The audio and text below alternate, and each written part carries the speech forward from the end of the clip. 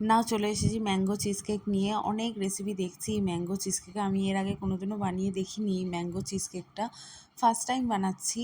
আমাদের বাড়িতে এমনি আমি আমার হাজব্যান্ড প্রচুর পরিমাণে এই ম্যাঙ্গো লস্যিটা খাই, যার জন্য আমাদের এই চিজ কেকটা খাওয়া হয়ে ওঠে না। তো চলো দেখা যাক ম্যাঙ্গো চিজ কেকটা আমি কীভাবে বানালাম। আমি ডাইজেস্টিভ বিস্কুট নিয়েছি, ওটা আমার মেল্টেড বাটার দিয়ে ভালো করে মিক্স করে স্প্যাচুলার সাহায্যে ভালো করে হালকা হাতে বসিয়ে নিয়েছি।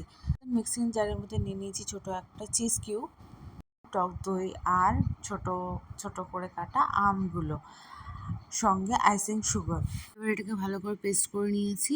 এবার এটা ফার্স্ট লেয়ার দেবো। ফার্স্ট লেয়ারটা চামচ দিয়ে হালকা হাতে এটাকে ভালো করে বিস্কুটের ওপর একটা লেয়ার করে নেবে। ট্যাপ করবে না, ট্যাপ করলে নিচে বিস্কুটটা ভেঙে যেতে পারে।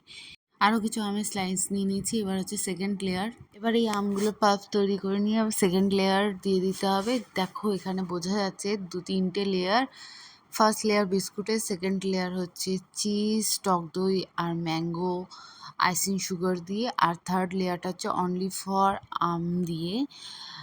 আর আমার কাছে একটু ফ্রেশ ক্রিম ছিল, ফ্রেশ ক্রিম দিয়ে এটাকে গার্নিশ করে নিয়েছিলাম। এবার এটাকে স্টোর করব 8 to 10 আওয়ার্সের জন্য ফ্রিজে, দেন তারপর দেখাচ্ছি।